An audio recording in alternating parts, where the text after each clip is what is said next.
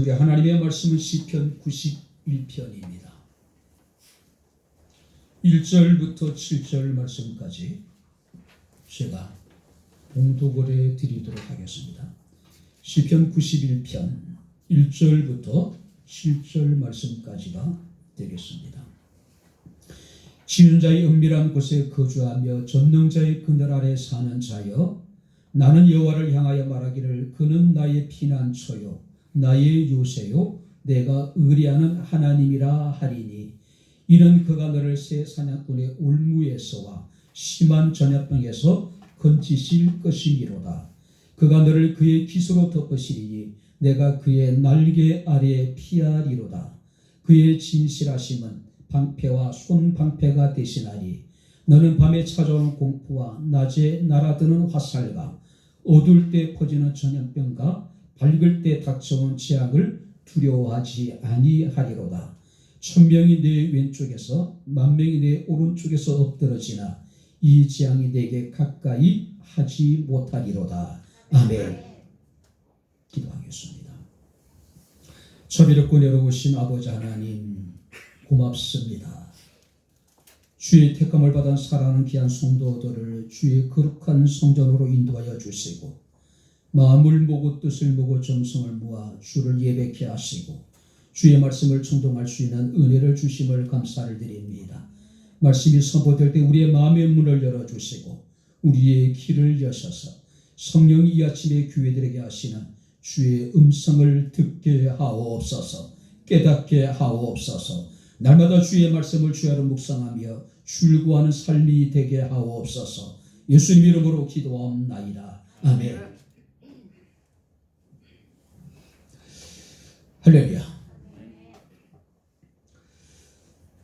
아마 세상에는 문제없는 사람이 없을 것입니다. 희망의 전도사라고 불리어졌던 서강대학교 교수셨던 고 장영희 교수께서는 살아온 기적, 또 살아갈 기적이라고 하는 글에서 이런 이야기를 합니다. 사람은 누구나 등에 운명사고를 하나씩 메고 살아가고 있는데 그 속에는 같은 수의 금은 돌과 흰 돌이 가득 차 있다라고 이야기를 합니다. 모든 사람들은 좋은 일뿐 아니라 어렵고 힘든 문제들을 안고 살아간다는 이야기입니다. 어떤 사람들은 스스로 금은 돌을 취하는 사람이 있을 수 있을 것이고, 어떤 사람들은 흰 돌을 취할 수 있을 수도 있을 것입니다. 욥기 14장 1절 말씀을 보게 되면은 여인에게서 태어난 사람은 생애가 짧고 걱정이 가득하다라고 이야기를 하고 있습니다. 우리 인생은 지극히 짧을 뿐만 아니라 그 짧은 기간 동안에 우리는 수없이 많은 걱정들로 우리는 살아간다는 이야기예요. 그래서 혹자는 이러기를 모든 사람은 태어날 때부터 고난의 배꼽을 달고 태어난다라고 이야기를 하고 있어요. 고난이라고 하는 것은 어떤 특정한 사람들에게만 닥치는 것이 아니라 바로 이 땅에 태어나는 모든 사람들에게 닥칠 수가 있다는 이야기죠. 지난 1년 동안 우리는 지금까지 경험해 보지 못했던 코로나19로 인해 가지고 엄청난 우리는 힘든 시간을 보내왔습니다. 명절을 맞아도 명절 같지 않는 명절을 보낸 것이 사실입니다. 우리는 가족들끼리 모여서 함께 시간을 보냄에도 불구하고 우리 마음속에는 어떻습니까? 코로나에 대한 염려와 두려움과 공포로 우리는 스스로 위축되어져 있을 때가 얼마나 많은지 모릅니다. 근데 성경 말씀을 보게 되면은 질병이나 전염병이라고 하는 것은 우연히 우리에게 닥쳐진 것이 아니라 인간의 타락의 결과로 나타난 것이라는 사실을 우리는 기억을 해야 됩니다. 아담의 범죄로 말미암아 세상에는 무질서가 찾아오게 되고 저주가 찾아오게 되고 온갖 악한 것들과 약한 것들과 질병과 전염병이 찾아오게 되었다는 이야기입니다. 하나님은 이 재앙들을 통해서 우리 인간으로 하여금 인간의 연약함을 깨닫게 하시고 하나님 앞에 스스로를 낮아지게 만들고 또 하나님의 은혜를 강구하게 하시려는 하나님의 말없는 책망이라고 어떤 사람은 이야기를 하고 있습니다. 그래서 우리는 이런 전염병 앞에서 우리는 무엇보다도 하나님의 뜻이 어디에 있는지, 하나님께서 이 재앙을 통해서 우리에게 무엇을 이루고자 하고 계시는지 우리는 하나님의 뜻을 분별할 수 있는 지혜가 우리에게 필요한 겁니다. 뿐만 아니라 하나님께서 이 재앙을 통해서 우리에게 무엇을 말씀하시는지 우리의 주의 음성에 우리는 귀를 기울여야 될 것입니다. 기독교 작가였던 C.S. 루이스라는 사람은 이런 이야기합니다. 고난이 있는 것은 대부분의 사람들이 큰일을 당하기 전까지는 하나님의 음성에 무관심하기 때문이다. 고난은 이런 인생을 향하여 하나님의 뜻을 전달하는 확성기라고 이야기를 하고 있습니다. 그러니까 우리가 겪고 있는 재앙이라든지 우리가 겪는 환난이나 고난이라고 하는 것은 하나님의 뜻을 우리에게 전달하는 확성기라고 하는 사실이에요. 평안할 때는 하나님의 음성이 들리지 않습니다. 그런데 우리가 고난을 당하게 되고 환난을 당하게 되고 우리는 재앙을 당하게 될 때에 우리는 하나님의 음성을 들을 수 있는 겁니다. 우리가 평안할 때는 기쁘고 즐거움에 쌓여서 회개할 줄도 모릅니다. 그러나 고난을 당하게 되면 스스로를 돌아보게 되죠. 그리고 우리가 하나님 앞에 돌이키게 됩니다. 회개하게 된다는 이야기예요. 코로나가 언제까지 계속될는지는 누구도 알 수가 없습니다. 백신이 개발되고 백신이 우리나라에 들어와서 이제 접종이 시작된다 하더라도 집단적인 면역이 이루어지기까지는 아직까지 요원한 것이 사실입니다. 우리는 이런 이 재난의 상황 속에서 경거망동하기보다는 우리의 마음의 옷자락을 여미는, 우리의 교만한 마음을 버리고 우리의 부족한 신앙을 새롭게 할 수 있는 기회로 삼아야 되지 않나 생각이 됩니다. 자, 오늘 이 본 말씀을 보게 되면은 하나님의 구원하심을 경험한 한 무명의 그리스도인이 회중에게 교훈을 주기 위해서 쓴 시입니다.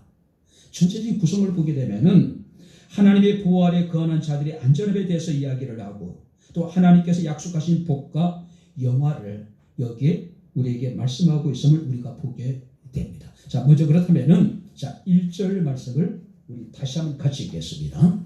지존자의 은밀한 곳에 거주하며 전능자의 그늘 아래 사는 자여, 같이 읽겠습니다. 계속해서 2절입니다. 나는 여호와를 향하여 말하기를 그는 나의 피난처요 나의 요새요 내가 의뢰하는 하나님이라 하리니. 하나님의 보호를 받는 자들의 영원한 거처를 우리에게 소개하고 있어요. 코로나의 재앙이 전 세계에 대유행을 하고 있습니다. 코로나로부터 자유로울 수 있는 것이 이 땅에는 어디에도 존재하지 않습니다. 그죠? 그런데 설교 말씀을 보게 되면은 하나님의 보호를 받는 자들의 영원한 거처로 시인은 지존자의 은밀한 곳에 거주하며 전능자의 그늘 아래 사는 것이라고 이야기를 하고 있어요. 자, 여기서 지존자라고 하는 것은 가장 높으신 자라고 하는 뜻을 가지고 있습니다. 전능자라고 하는 것은 전능하신 분, 위대하신 분으로 우리의 모든 필요를 공급하시는 하나님을 의미하고 있는 거예요. 어떤 상황 속에도 우리가 피해야 될 것이 어디일까요? 바로 지존자와 전능자의 바로 그늘이라는 이야기예요.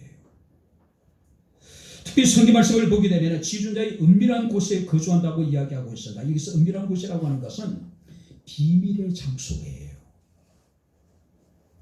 일반적으로 여기서 은밀한 곳이 어디냐면은 성전의 가장 깊은 곳, 지성소를 말하는 거예요. 이 지성소는요, 대제사장이 1년에 단 한 번만 들어갈 수 있는 곳입니다. 자, 이 지성소는 누구도 침범할 수 없는 하나님의 무한한 능력과 하나님의 권위와 하나님의 충만한 영광이 존재하는 곳. 자, 근데 여기서 말하고 있는 은밀한 곳이라고 하는 것은 은신처, 피난처를 상징하는 겁니다. 어떤 영향에도 흔들리지 않는 하나님의 임재가 있는 곳, 하나님의 보호가 있는 곳. 그것은 어떤 곳이냐면은 덮어지고 감춰져서 타인에 의해서 발견될 수 없는 안전한 지대. 그러니까 하나님의 완벽한 보호를 의미하고 있는 겁니다. 마치 어미새가 새끼를 자신의 날개 그늘 아래 품어서 보호하듯이 하나님이 당신의 택한 백성들을 당신의 날개 그늘 아래 당신의 은밀한 곳에서 우리를 보호해 주겠다는 이야기예요. 그래서 우리가 2절 말씀하니까 시인은 이런 고백을 합니다. 바로 여호와는 나의 피난처요, 나의 요새요, 내가 의뢰하는 하나님이라고 이야기합니다. 그리고 계속해서 이야기를 그는 나의 날개가 될 뿐만 아니라 바로 방패가 되시고 손방패가 되신다라고 여기에 고백하고 있는 모습을 우리가 보게 됩니다. 시인은 하나님이 지존하신 분인 걸 알았어요. 시인은 하나님이 전능하신 분이라는 사실을 알았습니다. 하나님이 자신의 피난처가 되시고 자신의 요새가 되시고 자신이 의뢰하는 하나님이라는 놀라운 고백을 합니다. 그런데 이 고백이라는 것은 학습을 통해서 깨달은 것이 아니라 실제적인 체험을 통해서 알게 된 지식을 말하고 있는 거예요. 그러니까 오늘 이 무명의 이 그리스도인이 바로 이 시를 통해서 이 노래를 통해서 자신이 실제적으로 경험했던 지존하신 하나님, 전능하신 하나님, 자신 요새가 되시고 피난처가 되시고 자신이 영원히 의뢰할 하나님에 대해서 지금 회중들에게 이걸 소개하고 있는 거예요. 특별히 그는 하나님을 아는 자, 하나님을 안다라고 하는 것 지식적으로 학습을 통해서 안다는 의미가 아니겠죠. 실제적인 체험을 통해서 하나님을 알고 있다는 의미예요. 우리가 누구를 안다는 것과 누구와의 어떤 직접적인 만남과 어떤 그와의 교제를 통해서 그를 아는 것은 전혀 다른 거예요. 남자가 여자를 알고 여자가 남자를 안다는 것은 단순히 우리가 서로의 이름을 알고 그의 어떤 특성을 아는 것으로 우리가 안다고 표현하지 않습니다. 구체적인 경험을 통해서 내가 그를 안다는 거예요. 특별히 팔레스타인 지역에서는요, 그늘은 생존을 위한 공간이에요. 우리나라는 그늘이라고 하는 것은 쉼을 위한 공간이잖아요.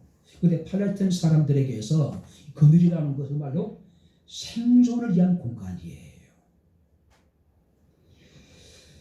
뜨거운 햇빛에 노출된 상태로는요, 오래 버티는 것은 한계가 있어요.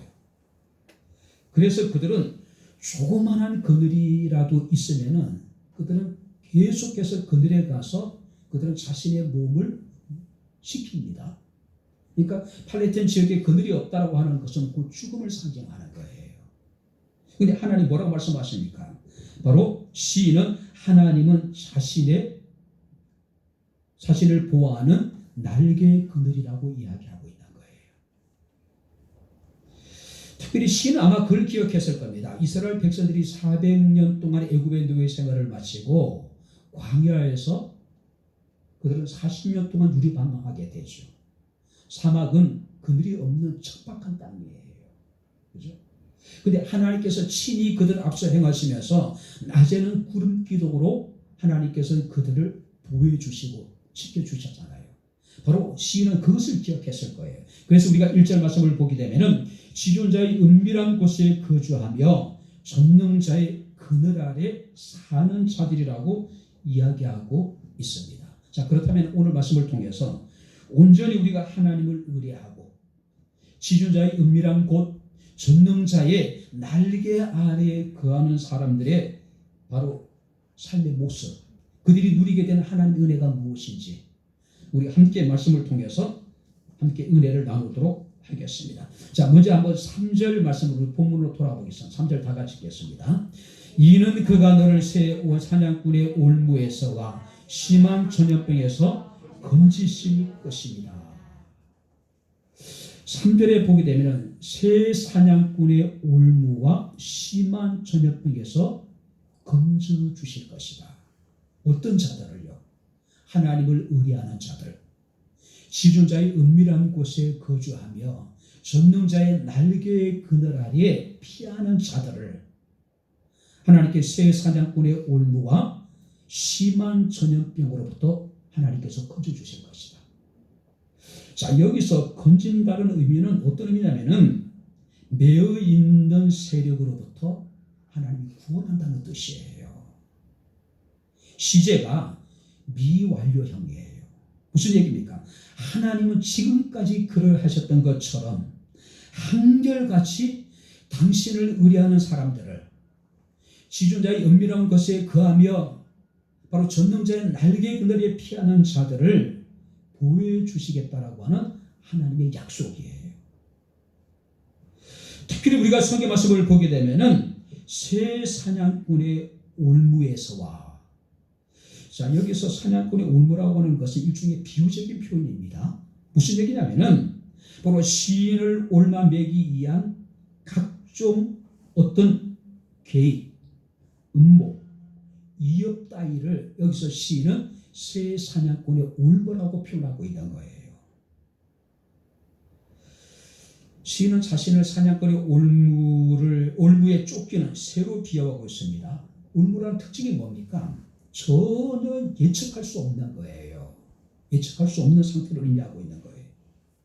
그러니까 시인은 지금 전혀 예측하지 못한 상황 속에서 갑작스럽게 함정에 빠지게 되고 죽임을 당할 수밖에 없는 그런 절체절명의 위기에 처해 있게 되었다는 이야기예요. 오늘도 사탄은요, 곳곳에 올무를 놓고 할 수만 있다면은 바로 택한 자들을 미혹하고 그들을 실족하게 만들게 노력하고 있어요. 최전방에 가게 되면은요, 무차별적으로 지뢰를 살포해 놨습니다. 매입시킨 것이 아니라, 이렇게 매설한 것이 아니라 비행기에서 뿌려놓은 거예요. 그러니 어느 곳이 지뢰가 매설되어져 있는지, 뿌려져 있는지 아무도 알 수 없는 거예요. 수십 년의 분단의 상황 속에서 사람들이 오고 가면서 나름대로 길을 낸 거예요. 그 길만이 안전한 겁니다. 최전방에 가게 되면 해골 표시가 있습니다. 그 밑에 위험을 알리는 그런 문구가 있습니다. 길이 아니면 가지 말라는 이야기예요. 정말로 한 발짝도 우리가 길이 아닌 곳을 내딛게 되었을 경우에 우리는 상상할 수 없는 엄청난 사고를 경험하게 되는 거예요. 마치 거미가 사방에 거미줄을 쳐는 것처럼 지금도 사탄은요, 할 수만 있다면 우는 사자같이 두루자리에서 삼킬 자들을 지금 찾고 있다는 이야기예요. 우리가 아무리 정신을 차려도 어느 순간에 우리가 미혹을 당하게 되고 사기를 당하게 되고 어둠의 근세에 빠져들 수밖에 없는 상황이 우리 앞에 놓여 있다는 이야기예요. 그래서 사도 베드로는 베드로전서 5장 8절에 근신하라, 깨어 있으라고 우리에게 경계하고 있는 모습을 우리가 보게 됩니다. 새 사냥꾼의 올무라고 하는 것은 바로 스스로 풀려 나올 수 없는 절망적인 상황을 의미하고 있는 거죠. 뿐만 아니라 심한 전염병에서 건져줄 거라고 이야기를 하고 있습니다. 여기서 심한 전염병이라는 것은 모든 종류의 질병, 모든 종류의 전염병을 의미합니다. 우리는 사스를 경험했습니다. 메르스를 경험했습니다. 뿐만 아니라 지금 우리는 코로나를 지금 경험하고 있습니다. 전혀 우리가 예상하지 못했던 질병이나 전염병이 우리의 생명을 지금 위협하고 있는 상황이에요. 아까도 말씀드렸지만 질병이나 전염병이라고 하는 것은 우리가 범죄의 결과로 인간에게 주어진 것입니다. 우연히 생긴 것이 아니에요. 그죠? 바로 하나님께서는 바로 전염병을 통해서 당신이 하시고자 하는 뜻을 이루 나가시는 겁니다. 그리고 전염병이라고 하는 것은 하나님이 허용하시는 범위 내에서만 이제 역사한다는 이야기예요. 근데 성경 우리에게 얘기합니다. 심한 전염병에서 건져 주실 것이다. 그죠? 자, 그런데 여기서 이 전염병을요, 달리 해석하는 사람들도 있습니다. 여기서 말하는 전염병이라는 것은 다른 사람을 실족하게 하는 비방하는 말. 비방이라는 것은 헐뜯는 비를 사용하고 또 헐뜯는 방이라고는 한자를 사용합니다. 남의 흉을 보고 다른 사람을 헐뜯는 것. 이것을 성경에서는 심한 전염병으로 표현하고 있는 거예요. 개역 성경에서는요, 극한 연병이라고 번역하고 있고 또 다른 성경에서는 치명적인 전염병이라고 번역을 하고 있어요. 우리가 쉽게 다른 사람의 이야기를 할 때가 많이 있죠. 우리는 확인되지 않는 이야기로 다른 사람들의 치명적인 바로 상처를 줄 때가 얼마나 많은지 몰라요. 야고보서 3장 6절 8절 말씀을 보게 되면은 혀는 불의의 세계라. 혀는 우리 지체 중에 온몸을 더럽히고 삶의 수레바퀴를 불사른다라고 이야기하고 있습니다. 그 불은 지옥에서 나는 것 같다라고 이야기하고 있습니다. 혀는 너희 길들인 사람이 없다라고 이야기합니다. 혀는 쉬지 않는 악이요 죽이는 독이 가득한 것이라고 이야기하고 있어요. 우리가 다른 사람에게 우리는 확인되지 않는 말로 다른 사람들을 우리가 비방할 때가 많이 있죠. 그런데 그것은 치명적인 전염병과 같다는 이야기예요. 인터넷의 악플로 인해 가지고 극단적인 선택을 하는 사람들을 우리는 종종 보게 됩니다. 바로 근거 없는 비방이라는 것은 치명적인 전염병처럼 우리가 경계될 것들이라는 이야기예요. 가짜 뉴스가 우리 사회에 만연되어져 있습니다. 온갖 확인되지 않는 어떤 그 악플들이 또 무차별적이고 무분별한 공격들이 우리 사회에 지금 만연되어져 있다는 이야기예요. 그것들로 인해서 우리의 마음도 우리의 몸도 상처를 입고 지쳐 있을 때가 얼마나 많은지 모릅니다.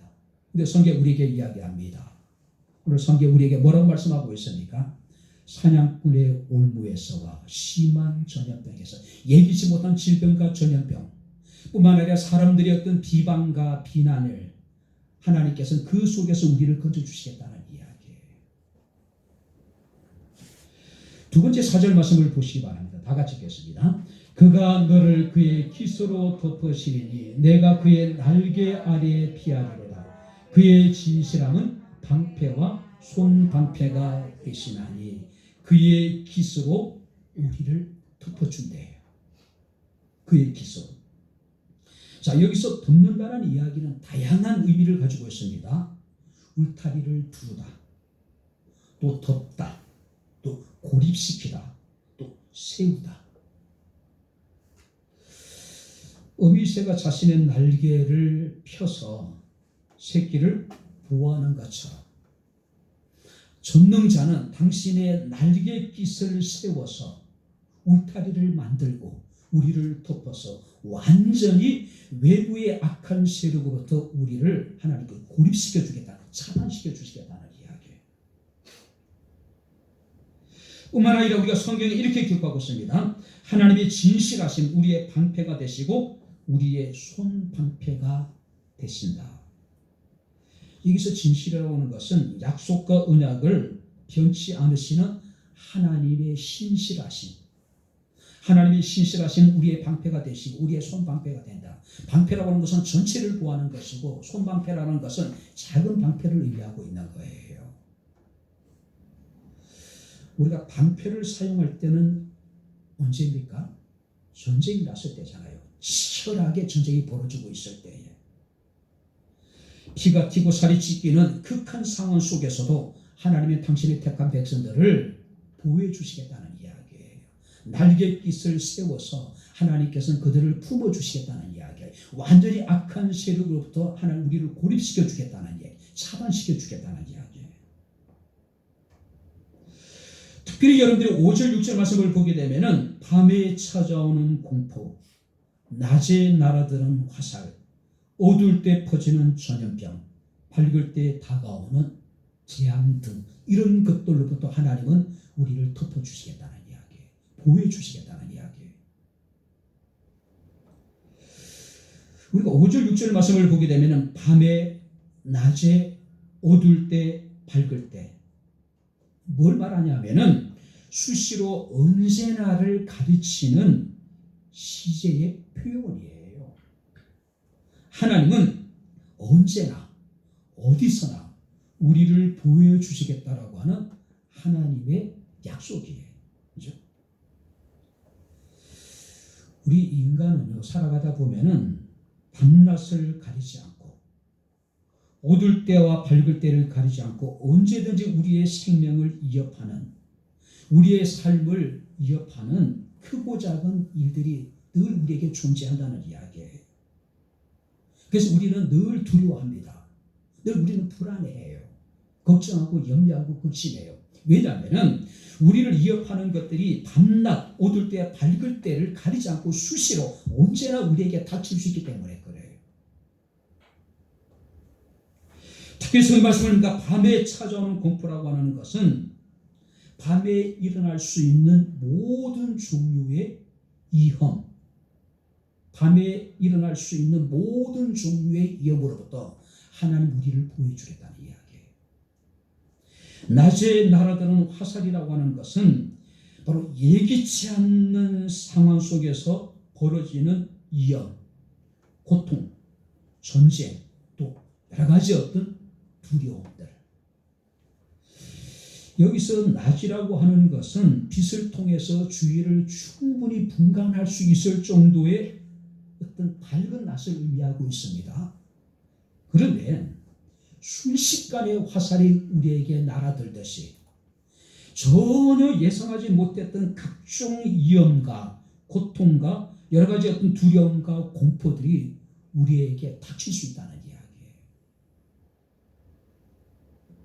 뿐만 아니라 어두울 때 퍼지는 전염병이라고 이야기하고 있습니다. 여기서 어두울 때 퍼지는 전염병이라는 것은 일상에 닥칠 수 있는 고통과 환난과 재앙들, 뿐만 아니라 밝을 때 닥쳐오는 재앙이라는 것은 우리를 황폐하게 만들고 우리를 멸망시키게 만드는 여러 가지 어떤 일들.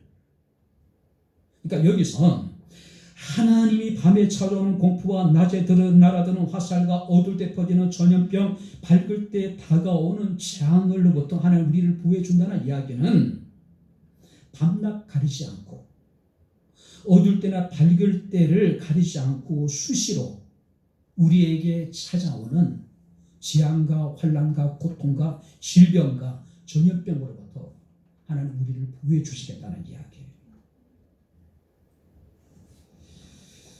왜 그렇습니까? 하나님이 당신의 날갯깃을 세워준대요. 그리고 울타리를 들어준대요. 완전 우리를 덮어서 악한 세력으로부터 우리를 차단시켜 주시겠다는 이야기예요. 안전하게 보호해 주시겠다는 이야기예요. 그래서 우리가 다윗은 시편 23편 4절에 내가 사망의 음침한 골짜기를 다닐지라도 해를 두려워하지 않을 것은 주께서 나와 함께 하시니라. 할렐루야. 주의 지팡이와 막대기가 나를 안위하시나이다. 예측할 수 없는 여러 가지 어떤 일들, 전혀 예기치 못한 여러 가지 어떤 사고, 이런 것들이 늘 우리의 안전을 위협하고 있는 것이 사실입니다. 그런데 하나님이 지존자의 은밀한 곳에 거하는 자들, 전능자의 날개 그늘에 피하는 자들, 온전히 여호와를 의뢰하는 자들은 당신은 날개의 깃으로 덮어서 우리를 보호해 주겠다는 이야기예요. 뿐만 아니라 하나님은 우리의 방패와 손방패가 되신다. 자, 하나님 우리를 보호하시는데요, 허술하게 보호해주지 않는다는 이야기예요. 2중, 3중, 4중으로 하나님께서는 우리의 택한 하나님을 의뢰하는 자들을 하나님 보호해 주시겠다는 이야기예요. 마지막으로 세 번째 7절 말씀을 보시기 바랍니다. 다 같이 읽겠습니다. 1000명이 내 왼쪽에서 10,000명이 내 오른쪽에서 엎드러지나 이 재앙이 내게 가까이 하지 못하리로다. 1000명이 왼쪽에서 10,000명이 오른쪽에서 엎드러지나 이 재앙이 내게는 가까이 하지 못할 것이다. 여기서 1000명이나 10,000명은 무수히 많은 사람들을 의미해요. 우리 주변에 수많은 사람들이 재앙으로 인해 가지고 목숨을 잃고 쓰러질지라도 그 재앙이 내게는 가까이 하지 못할 것이라고 이야기하고 있는 거예요. 여기서 1000명이 왼쪽에서 엎드러지고 10,000명이 오른쪽에서 엎드러진다는 이야기는 스스로 힘으로는 도저히 벗어날 수 없는 어떤 절망적인 상황을 의미하고 있는 거예요. 한번 상상해 보세요. 왼쪽에 1000명의 사람들이 엎드러져 죽어가고 있습니다. 오른쪽에 10,000명의 사람들이 엎드러져 죽어가고 있어요. 수없이 많은 사람들이 지금 우리 주변에서 엎드려서 지금 죽어가고 있는 상황이에요. 그렇다면 나라고 자유로울 수 있을까요? 이 상황 속에서 내 스스로 어떻게 할 수 있는 것이 아무것도 없는 상황이에요. 안 믿는 사람 입장에 보면 유행을 바라볼 수 없는, 유행을 바라볼 수밖에 없는 상황을 의미하고 있는 거예요. 믿는 사람들에게는 절대적인 하나님의 긍휼과 자비가 필요한 상황을 의미하고 있는 겁니다. 그런데 이 재앙이 내게 가까이 하지 못할 것이다. 자, 여기서 가까이 하지 못한다는 이야기는 절대로 다가서거나 접근하지 못할 것이다. 할렐루야. 온전히 여호와를 의뢰하고 지존자의 은밀한 곳에 우리가 거하고 우리가 재앙의 날에 전능자의 날개 아래에 피하게 되면은 어떤 재앙도 내게 가까이 하지 못하도록 하나님께서 우리를 지켜주신다는 이야기예요. 중요한 것은 절대로 다가서지 못하도록, 절대로 그 재앙이 우리에게 접근하지 못하도록 하나님 우리를 보호해 주신다는 이야기예요. 우리가 출애굽기를 보게 되면은 7장서부터 이스라엘 백성들이 애굽에서의 어떤 이제 탈출하는 그 과정들이 기록되어져 있습니다. 바로 10가지의 재앙이 기록되어져 있어요. 피의 재앙, 개구리의 재앙, 이의 재앙, 파리의 재앙, 악질, 동종, 또 우박, 또 메뚜기 재앙, 흑암의 재앙, 초태생의 재앙 등 10가지 재앙이 계속 되어지고 있어요. 자, 그런데 8장 22절에 이렇게 말씀하고 있습니다. 그날에 내 백성이 거주하는 고센 땅을 구별하여 그곳에는 파리가 없게 하리니 이로 말미암아 내가 여호와인 줄 내가 알게 될 것이다. 할렐루야. 무슨 얘기입니까? 애굽 전역에 하나님의 재앙으로 인해서 고통을 당할 때에 이스라엘 백성들이 사는 고센 땅에는 재앙이 미치지 못하게 하시겠다는 이야기예요. 그래서 모세와 이스라엘 백성들로 하여금 내가 여호와인 줄 너희가 알게 하겠다고 말씀하고 있는 겁니다. 9장에 보게 되면 이튿날 여호와께서 이 일을 행하시니 애굽의 모든 가축은 죽었으나 이스라엘 자손의 가축은 하나도 죽지 아니한지라. 할렐루야. 하나님이 말씀하시고 그 말씀하신 대로 하나님께서는 택한 이스라엘 백성들의 고센 땅에 있는 가축은 한 마리도 상하지 않도록 보호해 주셨다는 이야기예요. 바로가 사람을 보내어 본즉 이스라엘 가축은 하나도 죽지 아니하였더라. 바로가 하길의 공고예요.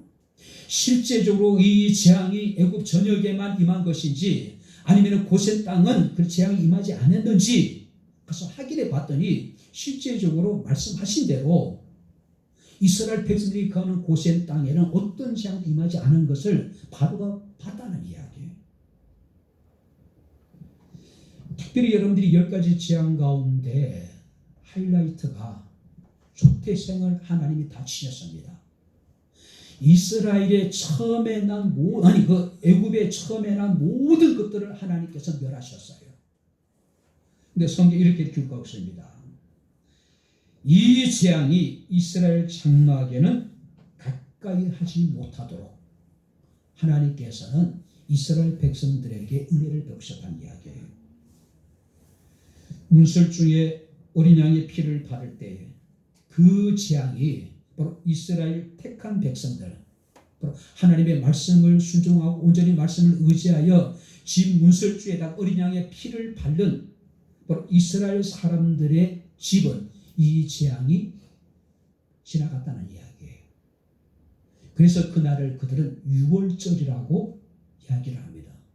그죠? 뛰어넘었다는 이야기예요. 애굽 전역에 처음에는 모든 것이 다 죽임을 당했습니다. 그러나 하나님을 자신의 거처로 삼고 이 재앙의 날에 하나님의 날개 그늘에 피하고 온전히 하나님을 의뢰했던 이스라엘 백성들은 이 재앙이 하나도 그들에게 미치지 않았다는 이야기예요. 오늘 이런 이야기를 하면 어떤 사람은 그렇게 이야기할 수 있을 겁니다. 교회에서도 코로나 확진자가 나왔는데요. 그죠? 물론 나올 수도 있겠죠. 그것이 코로나로 화나는 것은 바로 교회라고 또 예수 믿는 사람이라고 피해가는 건 아니잖아요. 그러나 하나님은 궁극적으로 당신의 택한 백성들을 하나님께서는 지켜주신다는 이야기예요. 그것들로부터 하나님이 안전하게 그들을 보여주시겠다는 이야기예요. 우리는 온전히 여호와 하나님을 의뢰하는 사람들입니다. 할렐루야. 우리의 거처는 지존자의 은밀한 곳이 되어야 될 것이고 우리는 재앙의 날에 전능자의 날개의 그늘 아래 우리는 피할 때 우리는 하나님의 보호하심을 받을 수가 있는 겁니다. 구약 시대는요, 지존자의 은밀한 곳, 그 지성소는 오직 1년에 단 한 번, 한 사람만이 들어갈 수가 있었습니다. 그런데 예수 그리스도의 십자가의 구속을 통해서 성전의 휘장이 위에서부터 아래까지 완전히 찢어지게 됩니다. 이제 누구든지 예수 그리스도 이름으로 하나님께 담대히 나갈 수 있는 하나님의 은혜를 우리가 입게 되었다는 이야기예요. 삶에 문제가 생기고 고난이 닥치고 환난이 임하면은 사람들은 우왕좌왕할 때가 얼마나 많은지 모릅니다. 어디로 가야 되는지 어디로 피해야 되는지 사람들은 알지 못할 때가 얼마나 많은지 몰라요. 바로 시인은 자신의 경험을 통해서 예기치 못한 환난과 고난이 찾아오게 될 때에 그는 뭐라고 얘기했습니까? 지존자의 은밀한 곳에 내가 가겠다는 이야기예요. 전능자의 날개 아래 피하겠다는 이야기예요. 내가 온전히 여호와 하나님만을 의뢰하겠다는 이야기예요. 탈무드에 보게 되면 이런 이야기가 있습니다. 어떤 여우가 냇가를 지나고 있는데 많은 고기들이 그 물 안에서 돌아다니고 있는 거예요. 여우가 시장기를 느낍니다. 그래서 고기를 잡아먹어야 되는데 고기가 쉽게 잡히지 않죠. 근데 저기 보니까 어부들이요, 그 물을 가지고 지금 고기를 잡고 있는 거예요. 그래서 이 여우가 고기들에게 이런 이야기합니다. 물고기들아, 어부들이 너희를 잡으려고 한단다. 빨리 마른 땅으로 나와서 나와 함께 살자. 나와 친한 친구가 되어줄래? 그때 물고기들이 웃으면 이런 이야기합니다. 어리석은 여우야, 우리는 곧 그 물에 잡히게 될 것은 뻔하다. 그러나 우리가 물속에서 나가면 당장 죽는다. 그 물에 잡힌다고 하더라도 내게는 갈 수가 없다는 이야기가 있어요. 물고기는 어부의 그 물에 걸려 잡힐 수는 있는지 모르겠지만은 어떤 상황 속에 물고기는 물을 떠나서는 안 된다는 이야기예요. 우리는 지존자의 은밀한 곳, 전능자의 날개 아래를 떠나서는 안 되는 사람들입니다. 떠날 수는 없는 사람들이에요. 우리가 지존자의 은밀한 곳에 거하다가 전능자의 날개 아래 피하다가 죽을 수 있어요. 그죠? 그러나 그렇다고 우리가 지존자를 떠나서는 살 수 없는 거죠. 우리가 전능자를 떠나서 우리가 살 수가 없는 사람이라는 거죠. 어떤 상황 속에서도 지존자의 은밀한 그곳이 우리의 거처가 되길 바랍니다. 할렐루야. 어떤 상황 속에서도 전능자의 날개의 그늘 아래로 피할 수 있게 되길 바랍니다. 할렐루야. 어떤 상황 속에서 우리가 하나님의 말을 의뢰하는 사람들이 되어야 된다는 이야기예요. 이제 말씀을 마칩니다. 룻기에 보게 되면은 2장 12절에 룻이 시어머니 나오미를 따라서 베들레헴으로 옵니다. 그때 그가 보아스라고 하는 사람과 운명적인 만남을 가지게 됩니다. 근데 그 보아스가 룻에게 이런 얘기를 합니다. 여호와께서 내게 내가 행한 일에 보답하시기를 원하며 이스라엘의 하나님 여호와께서 그의 날개 아래 보호받으러 온 내게 온전한 상 주시기를 원하노라. 여호와께서 그의 날개 아래 보호를 받으러 온 내게 온전한 상 주시기를 원하노라고 이야기를 합니다. 룻이라고 하는 여인은요, 시어머니를 따라서 이스라엘 땅으로 옵니다. 고국을 버렸습니다. 민족을 버렸습니다. 가족을 버려요. 모압 사람들이 섬기는 신을 버렸습니다.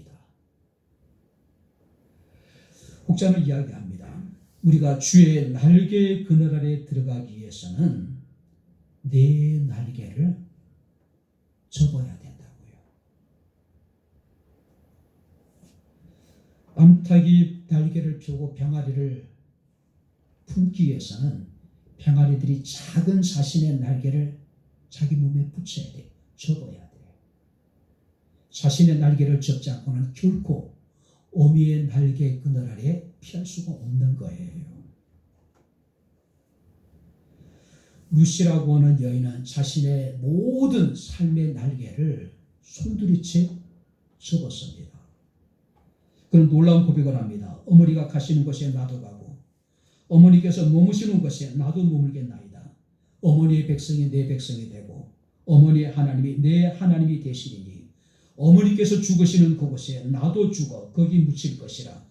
만일 내가 중년일 외에 어머니를 떠나면 여호와께서 내게 벌을 내리시고 더 내리시기를 원하노라. 나오미가 룻이 자기와 함께 가기로 굳게 결심함을 보고 그에게 말하기를 끝쳤다. 더 이상 자기 백성에게 돌아가라고 강권하지 않았다는 이야기예요. 우리는 지존자의 은밀한 곳에 전능자의 날개 그늘 아래 머물러야 됩니다. 온전히 여호와를 의뢰해야 돼요. 그러기 위해서는 내가 가지고 있는 나의 날개를 반드시 접어야 됩니다. 디베레 바닷가에서 베드로는 깊은 곳에 가서 그물을 던지라고 하는 주님의 명령에 자신의 경험, 지식, 상식, 자신의 자존심, 자신이 처해 있는 어려운 모든 상황들을 다 내려놓지요. 내가 말씀에 의지하여 그물을 내렸을 때에 그물이 찌질이 마치 많은 고기를 잡게 되는 모습을 우리가 봅니다. 사랑하는 성도 여러분들, 전능자의 날개 그늘 아래 피하기 위해서 여러분들이 접어야 될 날개가 있다면 바로 그것은 무엇이라고 생각됩니까? 나의 얄팍한 지식, 온전치 못한 경험들, 나의 자존심, 모든 것을 접지 않으면 우리가 전능자의 날개 그날에 온전한 보호를 받는다는 것은 불가능하다는 이야기예요. 8절 말씀을 보니까 똑똑히 우리는 보게 될 것이라고 이야기하고 있습니다.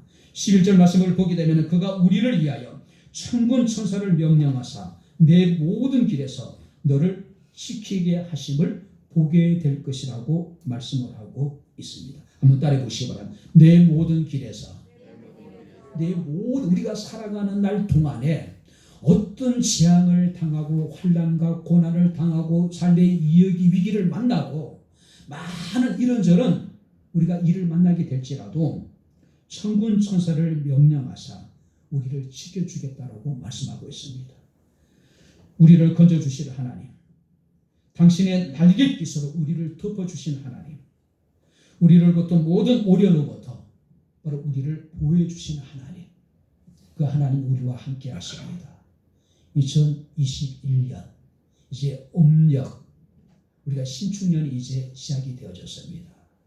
신축년에도 늘 우리가 지존자의 날개 그늘 아래, 전능자의 날개 그늘 아래 온전히 여호와를 의뢰함으로 하나님 우리 가운데 모든 길을 지켜주심을 우리가 똑똑히 목격할 수 있는 그런 복된 한 해가 될 수 있기를 주의 이름으로 축원합니다. 기도하겠습니다. 하나님 아버지, 하나님의 은혜와 사랑을 진심으로 감사를 드립니다. 우리는 새해를 시작한 지 벌써 한 달이 훌쩍 지났습니다. 음력으로 우리는 새로운 설을 맞이하고 아버지 신축년을 시작을 했습니다. 모든 것이 불확실하고 모든 것에 우리는 확신할 수 있는 것이 아무것도 없습니다. 오직 우리가 삶의 길에서 지존자의 은밀한 곳에 거하게 하시고 우리가 이 땅에 살아가는 동안에 전능자의 날개 아래에 피하게 하시고 온전히 여호와를 의뢰함으로 말미암아 우리를 건지시는 하나님, 당신의 날갯깃으로 우리를 덮어주시는 하나님, 모든 어려움부터 우리를 지켜주시는 하나님을 우리가 아버지 하나님 이 시간 우리의 삶 가운데 경험할 수 있는 저희들의 삶이 되게 하옵소서. 오늘도 주의 말씀이 선포됐습니다. 우리가 말씀을 마음에 새기며 말씀을 삶 가운데 기뻐하며 즐거워할 수 있는 저희들이 되게 하옵소서. 예수님 이름으로 기도합나이다. 아멘.